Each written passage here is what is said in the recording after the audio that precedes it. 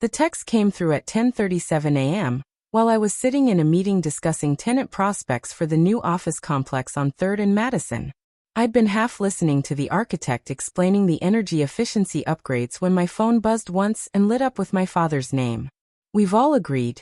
Stay out of the family now. No preamble. No explanation. Just that flat, bone-dry sentence like it had been chiseled in stone. I stared at the screen, feeling the room fall into a soft blur around me. The architect's voice faded into a background drone. My fingers hovered for a moment before typing 2 words. Understood. Then I slid my phone back into my pocket and nodded toward the investment spreadsheet on the screen. Let's wrap this up. We're going to need to restructure the funding. I'm pulling my end, effective immediately. The room went quiet. My business partner, Nathan, blinked. You're serious? I'm dead serious. And I was. Because once your own blood writes you off like a business loss, there's nothing left to fund. No reason to keep pretending that blood is thicker than betrayal.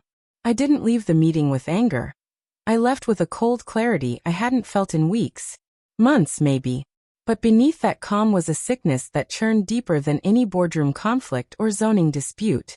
The truth? I wasn't just cut out of the business. I was cut out of the family. Because I'd uncovered something I wasn't supposed to see. Or maybe more precisely, I saw something I wasn't supposed to understand. It started with my sister-in-law Julia. Polished, poised, perfect Julia. With her honey blonde hair and her radiant, rehearsed laugh. Married to my older brother Darren, the heir apparent to everything. The family business, the properties, the legacy. Julia had always been friendly with me. Too friendly in hindsight. She'd linger at family dinners to talk to me long after others left the room. She remembered things I said offhandedly, and would text me late at night about articles she thought I'd like. At first, I brushed it off. Families get close when you work together. We were all involved in Westbrook and Sons.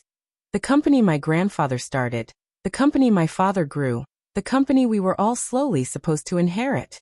But it got strange. Julia started showing up at the gym I went to unannounced. She once came to a downtown development meeting. No reason to be there, no stake in it, just sat in the back watching me. And then came the night of my father's 70th birthday. Everyone was there. A rooftop party at the new condominium complex we'd just finished. Julia was stunning in a backless green dress, all smiles and charm. Darren was busy with clients and Dad was giving the same toast he always gave, about hard work and loyalty and blood never breaking. Julia found me near the railing, handed me a glass of scotch and smiled. You're always on the outside, aren't you? She said. Smart. Watching everyone. Never quite in the middle of it. I laughed. You make me sound like a security camera. You're not. You just know things before they happen. Her tone shifted then, quieter. Just promise me if something happens you won't hate me. It was cryptic. I chalked it up to the alcohol. But I would think about that moment for weeks afterward. Because 5 days later, I found the emails. I was reviewing corporate records, compliance checks before we moved ahead with a REIT proposal. And I needed Julia's employment records from the early years. She worked in marketing, briefly, back when we were expanding into digital assets. I had to go through archived emails. And there they were. Emails between Julia and my father. Dozens. Some from years ago. Some as recent as 2 weeks prior. At first they looked innocent. Planning events. Discussions about office redesigns. But the tone. There was an intimacy. A warmth that went far beyond in-laws. My stomach dropped when I opened the attachments.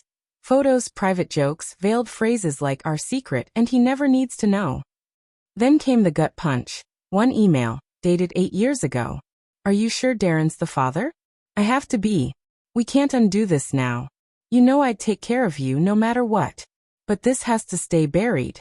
I closed my laptop and sat in the dark. That was the moment the air left my lungs. My father. And Julia. And possibly my niece. The one Darren thought was his. I didn't know what to do. So I did nothing for 3 days. I didn't eat. I didn't sleep. I just thought about everything. Every family vacation. Every business decision, every birthday party. Every time my father said I was too soft to lead.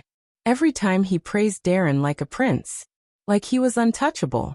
And Julia? I couldn't even picture her face anymore without a strange mixture of revulsion and pity. I finally confronted my father during a quarterly financial meeting. I waited until everyone had left, and then I slid the printed email across the table.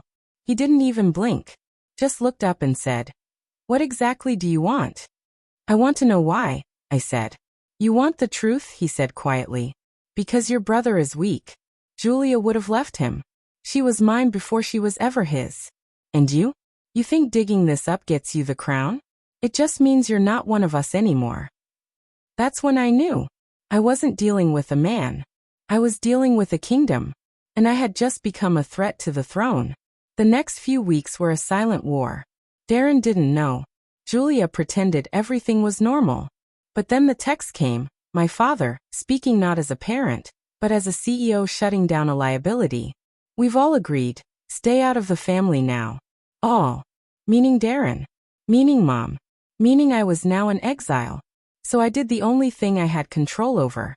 I pulled every cent I had from the new office development. My portion of the land acquisition, the construction deal, the bridge loans, all yanked. Quietly. Legally. It cost them over $3 million in delayed contracts and penalties. I didn't say a word. I moved my capital into a boutique firm downtown. Started building something from scratch. No bloodlines. No secrets. No heirs. Just truth and numbers. Months passed. Darren eventually found out. Not from me. I heard he took it hard. Yelled at Julia. My niece, his daughter, or maybe not, heard it all. I still wonder what kind of man I'd be if I'd said nothing. If I'd stayed in the family. Kept my mouth shut. Worn the tie, nodded at the meetings, and pretended my father wasn't a fraud. But I didn't. I lost a family. But I gained a mirror I could look into. And in this world, that's the only kind of inheritance I'll ever trust.